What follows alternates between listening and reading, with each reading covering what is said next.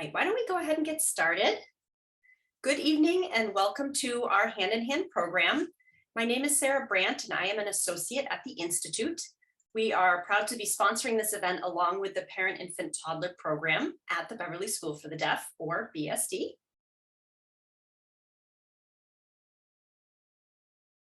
Before we get started, I would like to let everyone know that this program is set up as a Zoom meeting rather than a webinar, which means that participants can have the opportunity to use their cameras or microphones for question and answer at the end of the presentation. We ask that until that time, you keep those off to ensure best visual access to the presentation. Please do use the chat to interact with one another during the presentation or to make us aware if you're experiencing any accessibility issues.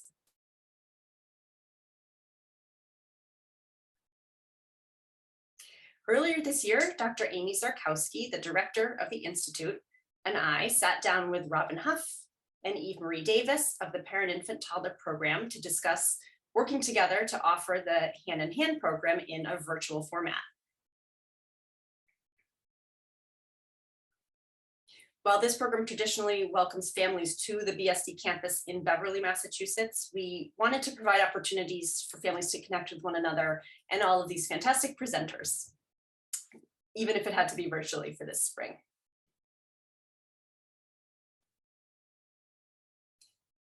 In April, we welcomed Katie Prinz McCarthy, the coordinator of outreach and support services at Boston Children's Hospital, who presented the importance of deaf role models. And in May, we welcomed Maddie Gibson, teacher of the deaf and reading specialist at BSD, who shared her knowledge of language and literacy strategies.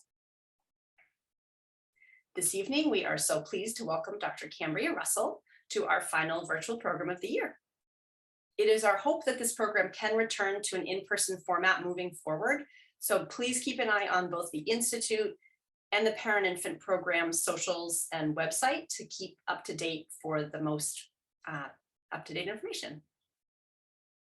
Dr. Russell is the director of the Massachusetts Statewide Family Engagement Center at the Federation for Children with Special Needs. She began her career as a special educator and has worked in school leadership, teacher education, and advocacy. She's also the parent of 2 school-age children. This evening, she will be presenting Family Empowerment, Finding the Right Resources and Supports. Following her presentation, there will be some time for question and answer, so please do keep track of those burning questions. Now I'm very happy to pass it off to Dr. Russell. Thank you, Sarah. It's really great to be here. I appreciate you inviting me tonight. And your other speakers sound fascinating. I'd love to drop in on some of these sessions so I could learn as well. And when we are back to, well, I don't know if back to, whenever we settle into a space where we feel comfortable to be in person, I would love to come visit you all in Beverly. Love it. So I'm coming to you today from Cambridge, Massachusetts. I work in Boston, but I am currently in my son's bedroom. He's going to have a piano lesson during this, so he has the living room and I've got his space. So you'll see behind me a white wall and some kids' paintings of dogs and a seascape. And I'm a white middle-aged woman with brown wavy hair that hits my shoulders, and I'm wearing a black shirt today. I'm going to be sharing my screen and some slides. Great, get us started. And if the interpreters could just let me know if I'm going too quickly, I'd be happy to adjust. All right. So thank you again for having me here today. We're going to talk about family empowerment. And our agenda will be up on the next page, but first I'll give a visual description of what's on the slide. We have the Federation for Children with Special Needs logo, which is multicolored hearts that are arranged in a circle and creating negative space that creates a star. And we have the title of the presentation as well as my email address which is CRUSSELL@fcsn.org. All right, you'll continue to have the Federation logo on each of the slides, so I won't describe those as we go on. The agenda today is to do some introductions and talk about advocacy, what it is, why we do it, and some tips on how we can improve our advocacy skills. We'll talk a little bit about families as leaders, and I have quite a few resources. We may go over them depending on time, or if you can just use the slides as resources to tap into various things. My goal for the evening is that everyone here will come away feeling a little bit more empowered, a little bit more positive, and have a little bit more energy for advocacy. All right, so on this slide, I'll just introduce myself to you. On the left, we have a picture of myself and with my husband. This is the first time we ate out during COVID. Obviously, we're in an outdoor restaurant, but it was a celebratory moment for us to actually leave the house and do something. I have a picture of my two dogs in the middle. If you hear any barking, that's them just wanting to let you know that they're here. And then my two sons are on the far right. My son Calder, today he did his 8th grade capstone project. I went to see that, so he starts in high school next year. And Tony is next to him, and Tony is finishing up 9th grade. Both of my sons have disabilities, and they have, given me permission to share certain things about their disabilities. I don't share anything that they don't allow me to, but Calder has a 504, and his brother has an IEP. And I've done lots of advocating for each of them. I was born in Mississippi and raised in Georgia, and spent about half my adult life overseas. I've been a special educator, as Sarah said, a teacher educator, a professional advocate, and now I'm the director of the Statewide Family Engagement Center. I would love to learn a little bit about you. So on this slide, I have "Who are you?" with a picture of an owl. I'm imagining that he's saying who. And the way you're going to respond to my questions is by using the reactions button in Zoom. It's the little smiley face with a plus on his head. And when you click on that, it'll have a pop-up with lots of different things you can do. And one of them is raise your hand. And if you could raise your hand so you can let me know if you fall into these categories I'm about to share with you. And I do this in part because it makes me feel more comfortable when I know who's in the room with me. So first of all, can people just show me that you understand how to raise your hand in Zoom?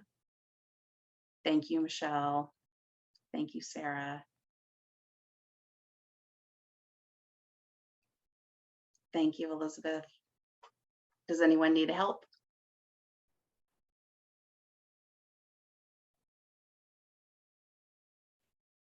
All right. You can lower your hand and then raise it again if you are originally from Massachusetts. I'm not raising my hand because I was born and raised in the South. Sarah's from Mass. Anybody else? Wow. Okay. Does anybody want to unmute and tell me where you're from? Usually I'm one of the few people that doesn't raise my hand for this question. I'm Michelle. I am from New York, but I went to college in Massachusetts. All right, Michelle, I spent about 8 years in New York, and my younger son was born there. So Okay. it's a nice connection. Thanks. Now, could you raise your hand if you are here and thinking about very young children, say birth to 6 or 7? All right. You can put down your hand. Where are you here for? Middle grades or middle age kids? You know, that 8 to 12-ish kind of time.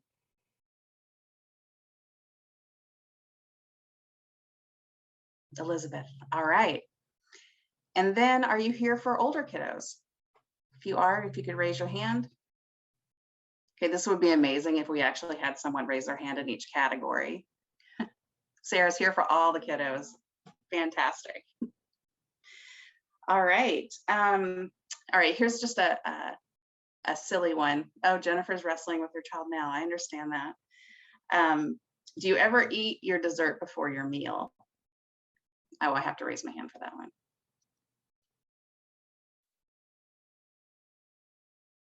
Okay, are you serious? No one else eats their dessert before their meal ever? Not even on a special occasion? Oh man. I don't know if I fit in with this crowd. Okay. Anyone here speak more than one language?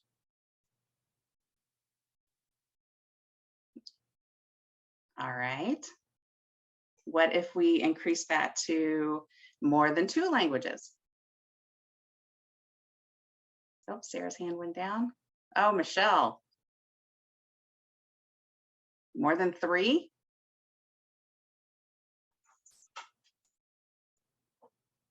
All right, an impressive group. And the next question is, have you ever had to advocate for your child in the school setting? I most definitely have. All right, and what about in the community? I know I've done a lot of advocating for my kids in church. Some of us maybe with the local library or the YMCA. All right, and the last one is raise your hand if you want to learn more about accessing some resources and advocating for your kids. Yay, okay, great, you're in the right place. All right, thank you for indulging me with that. It makes me feel more comfortable. I'm happy to know that there's a New Yorker here with us and some multilingual people. It helps me get excited about spending the evening with you. I'm just gonna check the chat, make sure I haven't missed anything. Oh, no one should be apologizing for anything here. It is 5:45 on a Thursday afternoon at the end of the school year. We are all doing the best we can. Okay, now let's jump into what advocacy is. When I say advocacy or advocate, what are the things that pop into your mind? Now, we're a really small group. I normally ask people to just throw those things in the chat, but if you want to unmute yourself and tell everyone, what do you think of when I say advocacy?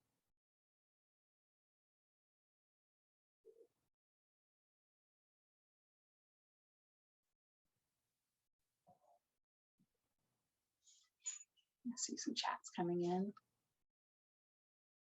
Teaching others about your child's needs, having to defend our kids' rights.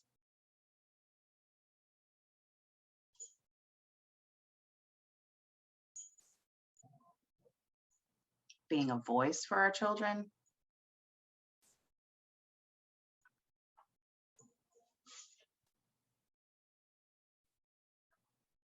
Getting your child what they need to achieve their full potential. Fantastic. So you guys are all familiar with the idea of advocacy. And what I want us to think about is expanding our idea of how we can be advocates for our kids, how we can be empowered families for our kids. Sometimes we think about advocacy as being a very legal term, maybe. We think about confrontation, possibly. So we want to think really broadly about how we advocate for our kids. A really important point that I want to make is that you, family members, you're the first and best advocates for your kid. I know there are times when we have to hire someone to help us, a lawyer or a professional advocate, but you know your child better than anyone else. And you've probably been advocating for them since before they were born. So I don't ever want you to forget that you have this, you're already in a great position for advocating just by the nature of your relationship to your child. So I have some icons at the bottom here that are certainly not an exhaustive list, but they are some ideas that can maybe stretch your thoughts about what it means to advocate for your child. So the first one, I have some eyes, just little cartoon eyes there. And that represents the idea that one way we can advocate is simply monitoring what's going on. Just being aware of what's happening. That might mean asking your child questions. It might mean being at school pickup a few minutes early to watch how your child interacts with other kids. It could just be, for me, sometimes the best I can do when I'm tired is to log in to the school portal and check to make sure my child turned in their homework. So that monitoring piece, that's actually advocacy. And that can make a difference in how the school, your medical doctor, and your child see you as how involved and engaged you are with what your child is doing. The second one, that's a clapping hands icon that's there. And another way we can advocate is by encouraging. So this means encouraging our children, of course, but also encouraging the people that are working with them. I'm sure I don't have to tell you all what a difficult year, 2 years, 3 years, I don't know how many years it has been for our educators. And so offering that encouragement is another way to advocate for your child, especially when they do something that you really appreciate. So today at my son's capstone project, I was able to approach one of his teachers and tell her how much I appreciate the work that she's done with him and helping him develop in his writing skills. So I was able to encourage her, and that's a way of advocating. The next one is an icon of a palm. Looks like, I hope it looks like it could be a supportive hand. And so that is the advocating role of being supportive of your child, being supportive of whatever is happening that is positive for your child in the different institutions that we work with. The next one is modeling. The icon is a like cutout person of someone. It looks like they're showing you something on a board. So modeling is where we model either for our children how we expect them and want them to behave and interact with others, and also modeling for the providers that we work with. So an example of this, and I tell this story only with my child's permission, is that a school called me one day and said, "Whoa, like your son is having a super hard time. He's in the timeout room. He's really out of control. You need to come pick him up." And when I arrived, what I saw was a whole group of adults standing around my 10-year-old, and he was panicked. And so a way I advocated for him was to walk into the room and sit down and model for them that he needed a calm presence, not a threatening presence. And I know they were worried and scared, but he was seeing them as threatening. And so rather than telling them you shouldn't be standing so close to him, you shouldn't be hovering, you're scaring him, I modeled how I want them to interact with my son. And that's a form of advocacy that we might not normally consider in a mainstream definition. The last one is my favorite. This is an icon of a wall being built. There's a brick being added. But I put this here to represent the co-building, co-design, co-creation that we can do. Family member and educator or medical provider creating something together. And this is a very powerful advocacy tool, and really is what much of my work at the Federation is about, creating those moments where a family and an educator can co-create. Just think of co-creating an IEP instead of having it given to you, passively taking it, signing off on it, or maybe giving a little feedback, but really co-creating that document is very powerful advocacy. So this is not an exhaustive list. I bet you're thinking, why didn't you say this or that? And you're thinking of other ways you advocate, but this is a start of expanding our idea about what advocacy is. Okay.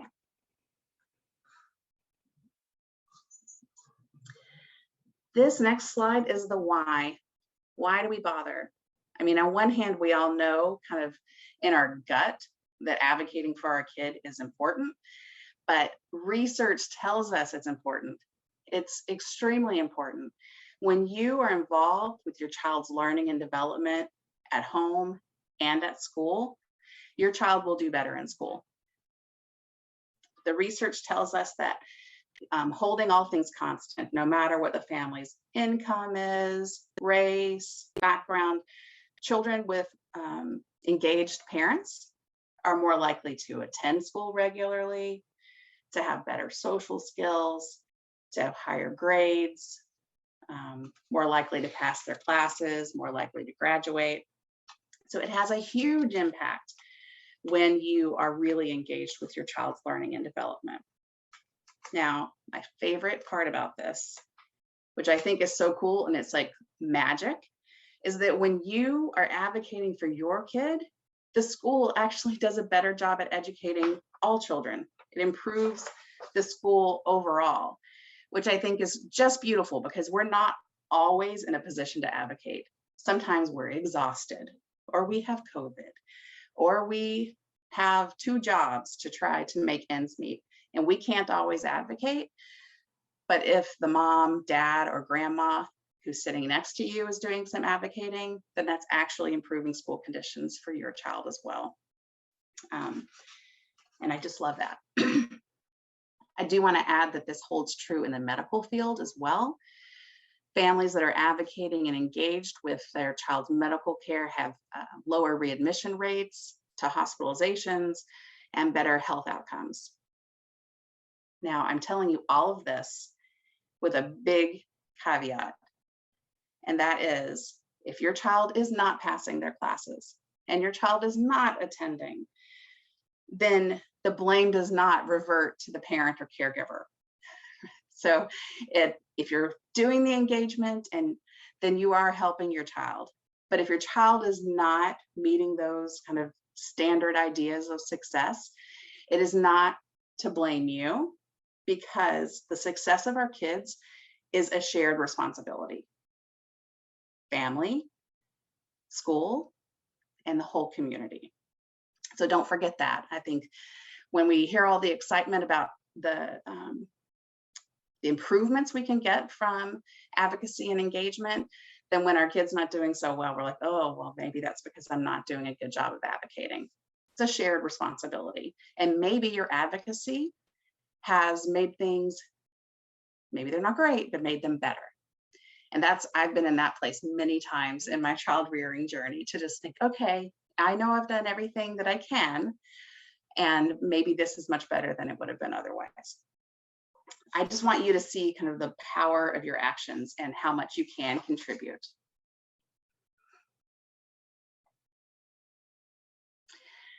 Okay, so now you know what it is and why we want to do it. How are we going to kind of increase your advocacy game? And the first thing that I want to talk about, and these are not in a order that implies priority, that one's more important than another. The first is just understanding systems. There are so many systems we have to be experts on when our children are growing up, and especially when they have a disability or any kind of complexity in their profile. We have school systems to deal with, medical, disciplinary. Can you think of other systems that you have to interact with?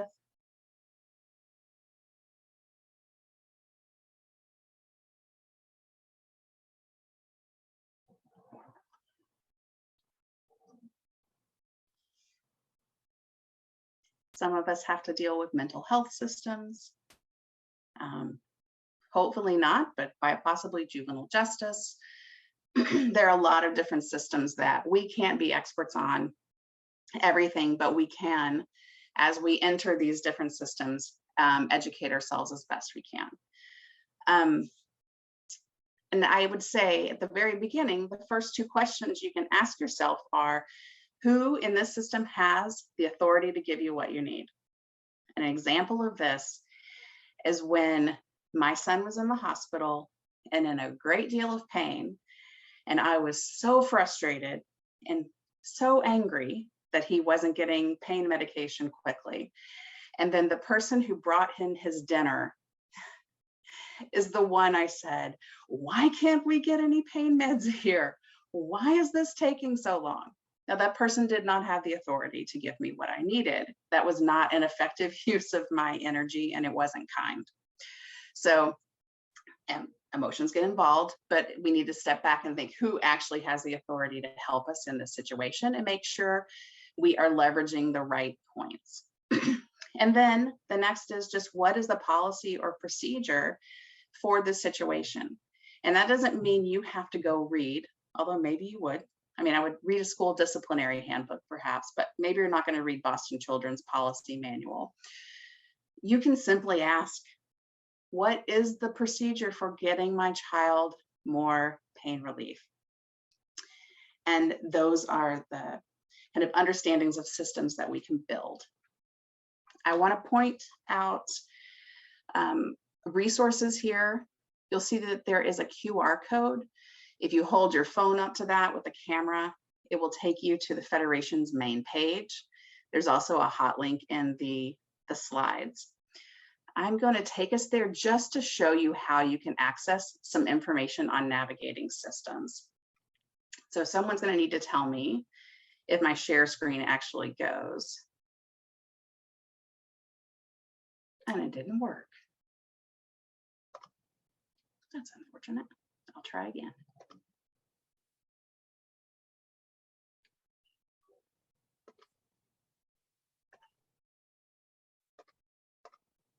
All right. You'd think after a couple of years of this, I'd have it set, but it's still hard. Okay, you should be seeing the Federation's homepage right now.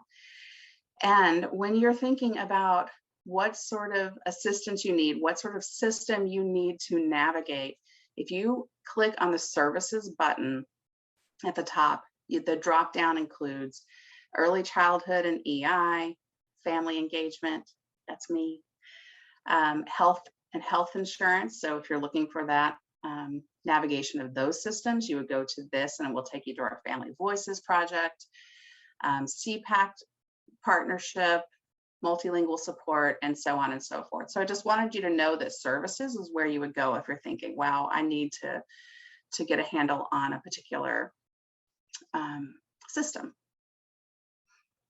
All right, so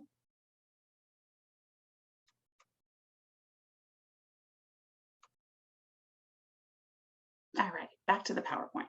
So first, we're going to try to understand our systems a little bit better. Next, this is my favorite area, my area of expertise. It's about building relationships. So when we really know the members of our team, then it's easier to work with them. It's good if we can very early on find out who's on the team and what their roles are and what their roles mean. In building relationships, we need to be open to the ideas that maybe conflict with what we go into a meeting expecting. And most importantly, we should be assuming good intentions. A lot of the work that I do at the Federation is about helping families and schools build the relationships they need so that they can have the really difficult conversations that are involved in advocacy so that they can get past conflicts. And this is really a lot about communication and also prioritizing. We can't advocate for everything, so there's a big prioritization component to this. I'm going to check the chat. Oh, thank you for dropping the site in there. This QR code will take you to a particular tip sheet. This tip sheet is just ways to build positive relationships with your child's school. There is a professional facing version of this for schools to read, ways to build positive relationships with the families in your school. And that is part of the MassFEC website, which is the part of the Federation that I direct. We won't go look at it, but just to know that their tip sheet's there. All right. The next way to sharpen your advocacy skills is to make sure you know your child. Talk to your child and ask them about school. Explore and share your child's strengths. And recognize that your child behaves differently at home and school. I'll tell you, when I was a teacher, this was a lesson that I had to learn. When I would think, but he does it at school fine. Why can't you manage to get him to do this at home? You know, I've learned since having children. I wish I'd known then what I know now. And then finally, understanding your child's program and accommodations. Now, you all already know more about your child than any evaluator, anyone who's given them some sort of standardized testing, even a teacher who's known your child for years. You know your child the best.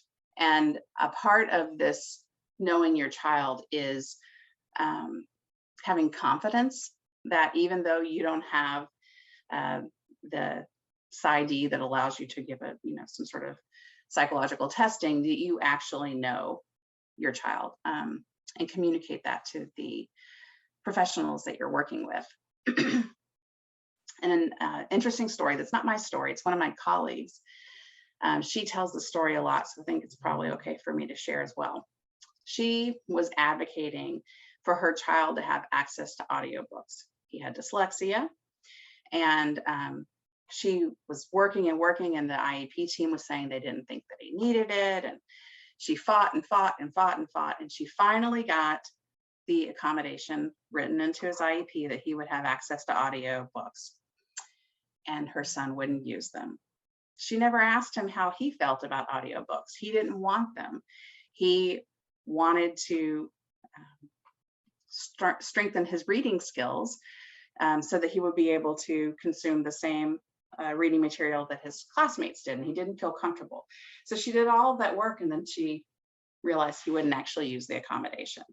So she knew something that he needed, but she didn't know that he wouldn't use it. So that's an example of the type of thing that I'm talking about.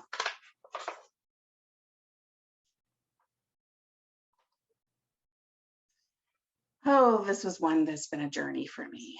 Stay organized. We have a picture of a pile of multicolored files.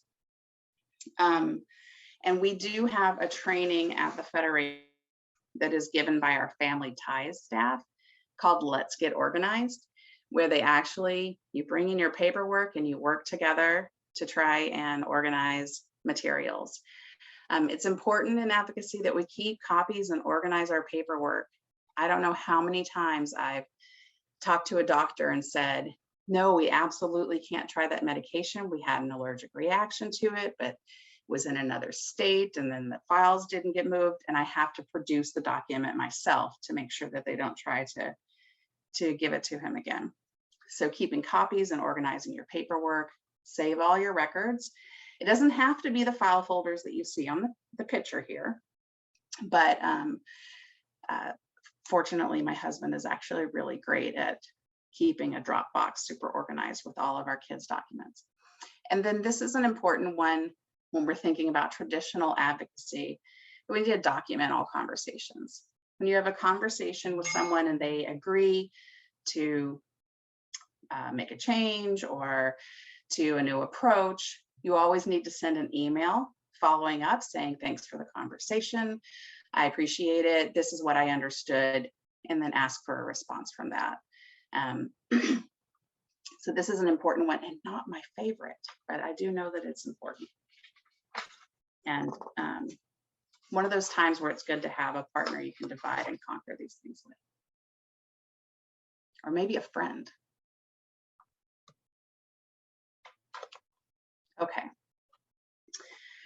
Prioritize. This is probably the most important one, because it can be really quite overwhelming to think about all the ways you need to advocate for your child. And so let's remember that you don't have to deal with all the issues all the time. You have to separate the urgent from the non-urgent. And for me personally, that means separating out the issues that I have a really big emotional reaction to from the ones that are really important for my child's development and learning. Be mindful of your emotional pressure gauge. This is hard, like really hard and emotionally charged work that we're doing for our kids. This is where, and I know you've heard it 100 times, we have to make sure that we're taking care of ourselves so that we can take care of our kids. And then in prioritizing, prepare for your meetings and make a list of talking points and questions ahead of time. I know that when I go to a meeting for one of my kids, I can get derailed by a comment and follow a path that I never intended. But if I have a list of to the meeting with, and I can go back to that to make sure we get to those right things. I really think separating urgent from non-urgent is probably the most important thing I say to you tonight. And it's a easy thing to hear and not always an easy thing to do. Okay, all the things that I've just talked about are really focused on individual family engagement. This is hard work because the world was not designed for our kids, and that makes things complicated. And so all of this work around prioritizing and keeping organized and learning about systems is largely individual work that grandmas and aunties and moms and dads are doing. So, advice around that is to keep speaking up. A lot of times those important issues have to be brought up again and again with data collected in between. It's a process that you won't likely get the exact results that you wanted the first time. Remember that advocacy can be exhausting. We need to acknowledge our own limitations. There might be times that you're just not successful in getting what you think that your child needs or deserves, no matter how hard you try. And that might be systemic issues, it might be personality issues, but there will be points where you'll kind of hit a wall. And when that happens, the first thing I want to remind you is that people with the most resources are the ones who are empowered to access their children's rights. And I have educational here, but sometimes that applies to medical and other rights as well. So sometimes it gives me that extra push and gets past the exhaustion to remember that I'm not just advocating for my kid, but for the others in his school.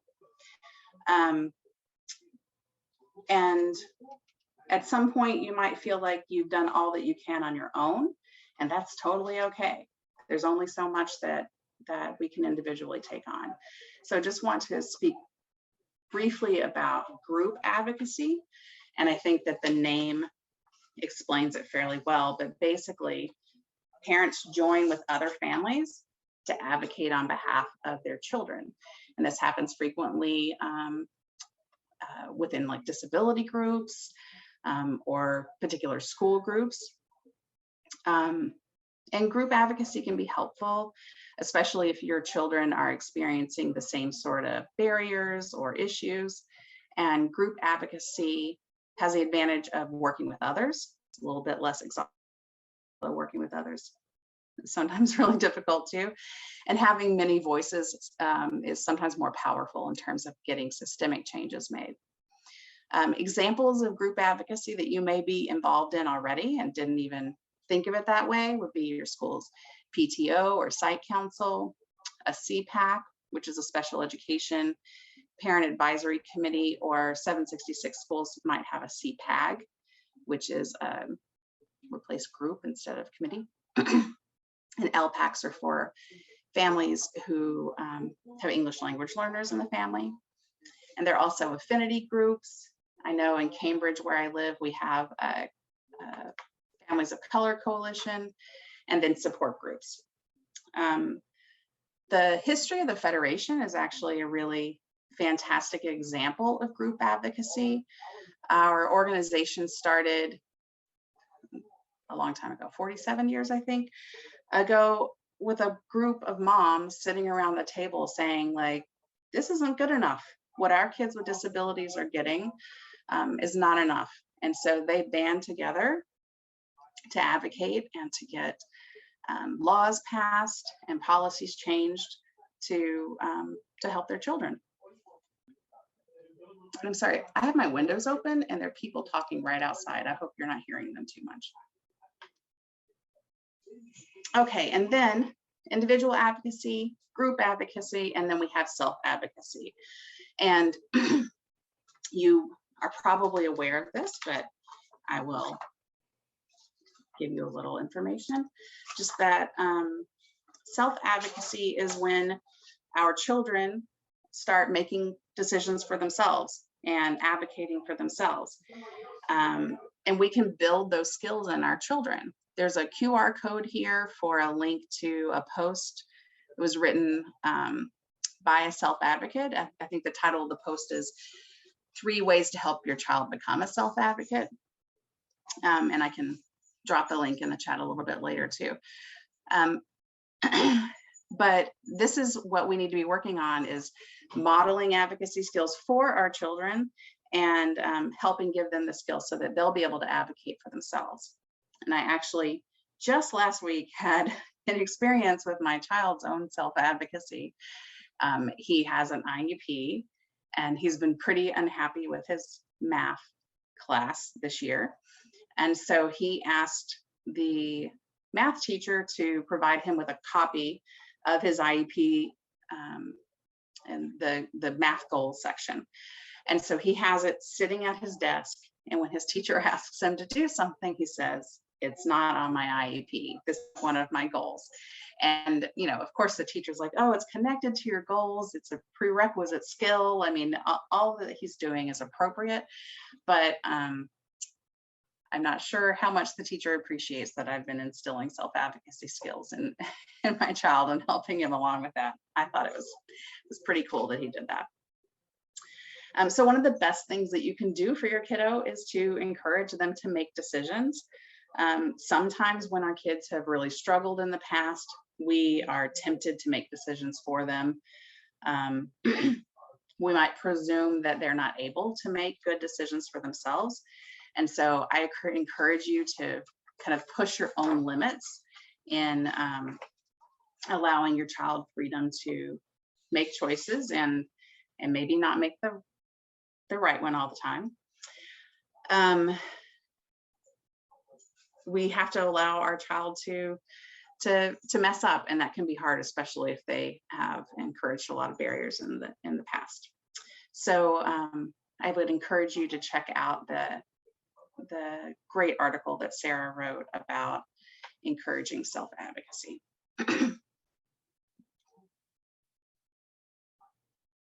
Okay, so on this next slide, we have family leadership, and this is particularly to talk about family leadership opportunities that the Federation can offer. So I want you to think about advocacy as a leadership skill. So when you're developing any of those skills, learning about systems, learning how to prioritize, that you're actually developing leadership skills. And we have we actually have many ways of developing leadership skills at the Federation, but 2 I want to highlight for you, and one that isn't available at the moment because we just finished it, but I would like you to know about. So the first one is PCTI. That's the Parent Consultant Training Institute. And the QR code leads to registration for that. The next PCTI starts soon, like maybe next week even. And basically it's an intensive training program designed to provide parents and professionals with a really solid foundation in special education law, procedures, and related subjects. So we bring in one lawyer to talk about discipline and suspension. Another lawyer comes and talks about how we measure effective progress. We have different types of education experts. We have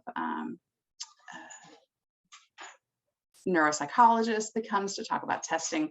So it's a crash course in and advocacy, really. And then this summer, we have an online session, and that is 5 consecutive days of live presentations starting at 9 and ending at 4. So you've got to have real stamina to make it through that. And that starts on June 27th. And then we also have an asynchronous version of the same training.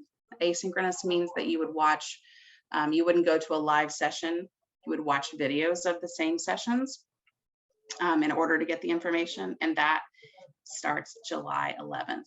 So that QR code will take you to sign up for that if you want to. I actually started my relationship with the Federation by attending PCTI and really got hooked on the work that we're doing and started volunteering and landed where I am now. And then I wanted to let you know about our family engagement training. We provide training on the Massachusetts statewide frameworks for family engagement, and that really helps you think deeply about relationships between families and providers, and that's health, education, and human service providers. And the training is appropriate for families, and it's also appropriate for educators. We offer it 4 times a year and don't have the date set for next year yet. I'm gonna have to pick up my dog so she doesn't howl. Okay, she's gonna tell you about family leadership. And then the third family leadership program at the Federation I wanted to tell you about is the Apple Institute, and we just finished one, and it is my favorite part of my job. We bring together either from a school or from a district, staff and families together to work on co-creating a plan. And we do that through a guided process with our staff, and then we follow along for a year to help implement that plan. And it's really about the process of bringing together educators and families to make sure that they are really working as partners. Sorry, I see something in the chat. Let me pull it up really quick. Oh, yeah, this is Boba. And she's like, it's time for attention. You've been on the Zoom too long. All right. So those are the key things I wanted to tell you about. I'm going to flip through the next slide so that you're aware of what's on them, but I'm not going to take you through all of it because it won't apply to everyone necessarily. So the next slides are this information about the Federation's principles. And you'll note that the second principle is the Federation believes in the power of parents helping parents, and all of peer support, and that we place in the third bullet, place tremendous value on parents because of the contributions they make as leaders. This is a list of special education related things that we do. This is, there are lots of workshops on IEPs, on communicating with your school, bullying, lots of different things. We have an information center. You can contact the information center if you have a basic special education question or an issue that you don't understand how to resolve. And we have information specialists that will call you back and get you the information you need and refer you. We do trainings in schools. We support CPACs, and we have outreach specialists that work in all the language listed here. And we also have programming for transition-aged youth. We have a whole set of health advocacy experts through these great projects: Family Voices, Family to Family, Family Ties, and Parent to Parent. And each year we have 60,000 people attend trainings like this. We make phone calls, people access our website, and we are happy to welcome you into this family of parents, professionals, and students that are working together to make success for our kids in Massachusetts. All right, I've been talking a long time. I hope that some of that information might be valuable to you. I'm happy for Sarah to pass the PowerPoints on to anyone who needs them. Families who weren't able to attend, they, feel free to pass that on to them as well. Does anybody have any questions or comments? We're down to a small group, but I will tell you this, that I said to Sarah right before we started. 2 years ago, we ran a training in Portuguese, and one person showed up for it. And the Portuguese trainer was, she was like, oh, this is really disappointing. We did all this outreach, nobody showed up. This one person has had so much impact in her community.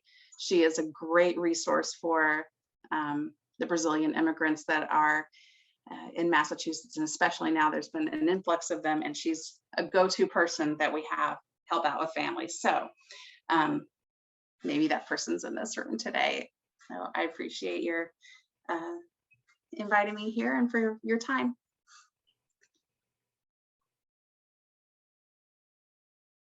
Thank you so much. I think it's such a good reminder because in the world of social media and Zoom, it's easy to get caught up on those numbers, and we don't want to get stuck there, but know that the impact can be so widely felt, especially when we have programming that can be accessed through a recording, or parents able to access slides or things like that. So I will share those with those who were registered and not able to come. I recognize that evening is a hard window of time to capture parents.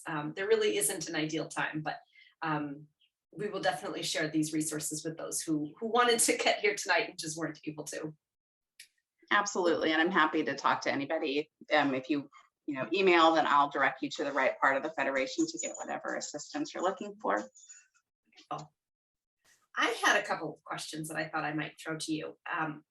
I love you spoke a few different times about the idea of co-creating either plan, IEP or 504 plans.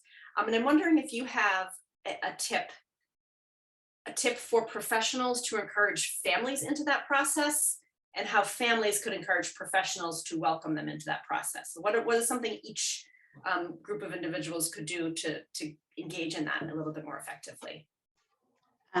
That is a really great question, and it's not an easy process. So it's, but I think the first step is actually naming it and saying that this is a process you want to try, and having both sides value the process as much or maybe more than the product. The IEP may not be perfect. We can always go back and amend it, right? But it's committing to the process of being equal partners. And from the school side, what is frequently hard to do is to dedicate enough time to that process. I mean, it's obviously hard for families too, but the school thinking about co-creating lots of IEPs is a lot of time commitment. There are baby steps you can take towards this. We're actually through the Apple process that I just discussed, where the districts get together with families and staff. One of the districts is piloting all kids that are having new evaluations. They're only going to do this for the first ones right now. They're going to have a pre-meeting before the evaluation meeting to explain the process to the families. And so a individual, ask all your questions now, trying to create some relationship, especially when you're just entering the special education process and you don't know the people, and there's not trust built yet. We as families frequently go into the room expecting to have to fight. And so they're trying to have these pre-meetings to create a more collaborative environment. I don't expect that at the IEP there'll be like true co-creation there, but I think that that's a first step. Another thing that I've seen districts doing is deciding they're going to co-create peace. One goal that they're going to go through the process with. Sometimes it's trying to create a more unified vision instead of the IEP that has like parent vision, school vision, kid vision, to co-create with that team, something like that. So I would say baby steps, and the process is the most important part. And if that's something that you ever want to do, we want to support you in doing that. So you could always reach out. You mentioned the Apple Institute. kind of training, bringing parents and professionals together to train the co-creation of a plan. Is that what you mean by plan? Is the IEP or the 504? It's that plan?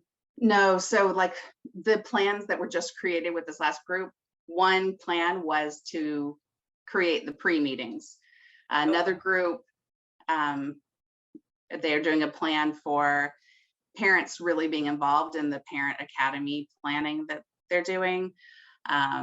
Some groups are working on new communication avenues. So it's anything, so that we go Okay. through a process of identifying a vision of what everybody wants the district to look like, and then teasing out a tiny piece of that to work on in a true co-creation That's- process, which is really hard, but Yeah, it's yeah. amazing What's one. the time period for that type of project? So the project as a whole is a year, Mhm. but the time that we spend 3 hours with the team, all the teams that are participating at once, so the different districts and schools can hear what each other's doing. We do that, and then shorter meetings with a facilitator with just this district, and then another 3-hour chunk. And then summer, we're just going to hang out, and then we're going to work on the actual implementation starting in September, and the federation facilitator will continue to work with those teams. Part of it's an accountability thing, but part of it's like, oh, we don't know how to get more parents to work on this, so we provide technical assistance and stuff to keep that process going, and that goes through the next school year. That's wonderful. I definitely would like to learn more about that for the future. Yeah. I think that professionals maybe don't receive enough training on how to support families and engage with families really meaningful, and take all these classes on special ed law, but then when you're sitting down in your first IEP, and it can be quite different to actually understand what that means when you're working directly with the family. Yeah. Well, we are planning on fall of 2023 when the new IEP form is supposed to be actually implemented, not just piloted.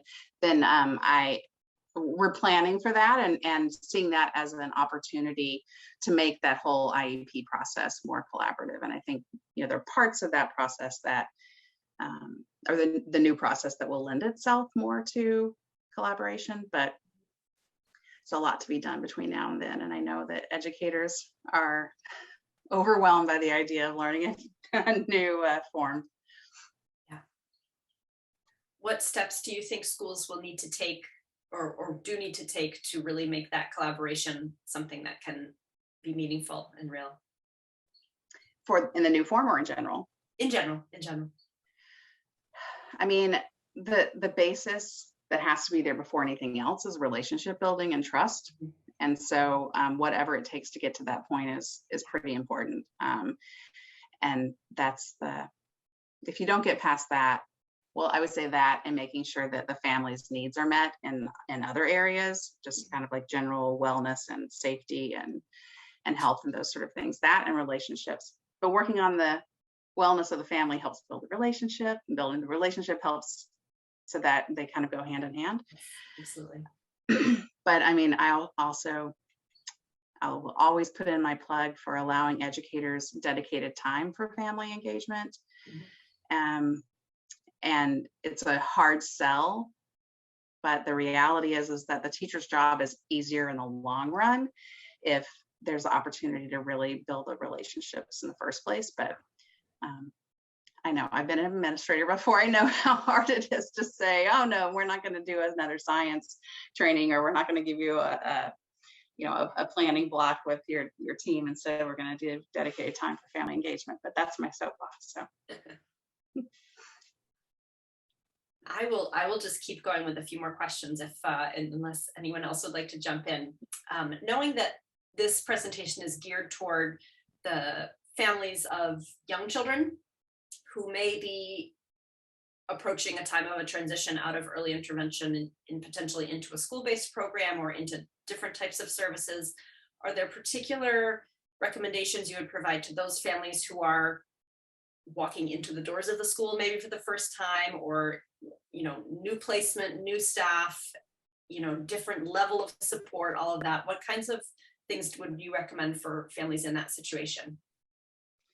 Well, I think one of the biggest things is the first point that I made about understanding systems. I think it's a big wake up call when you go from early intervention, where it's like a kind of a wraparound, all integrated approach. And then you hit school and it's like, what? It's a very different system, and that can be a shock for the family. I mean, obviously there will be, kid issues in the transition as well, but most families don't understand how different the EI and K through 12 or pre-K through 12 systems are. The Federation does offer a training called Turning 3 that is about that transition. And if you go on our website to the calendar, you can see where you can pick up on that. It's a very kind of legal presentation. It's like, this is the meeting you're going to have. This is what happens if you do get special ed services, if you don't get special ed services. But it's an introduction to that system change. I also would recommend that families make a student snapshot, which is a one-page, this is who my kid is, and cute picture, like look how charming I am, with the most important things that the teacher needs to know. Loud noises scare me. Quiet time helps me resettle and regulate. And, I love Cookie Monster, like the really most important things, so that a teacher can, and not just the teacher, but everybody on staff can have a sense of who the kid is. And so I don't do it anymore because my kids won't let me, but I have in the past provided like a student snapshot to like the secretary in the school and the counselor and the different people that might encounter them. And I've found that to be helpful, and also just kind of put your kid on the radar for all the people that they might encounter. It's a hard time, but it gets better. I definitely appreciated your story about your child.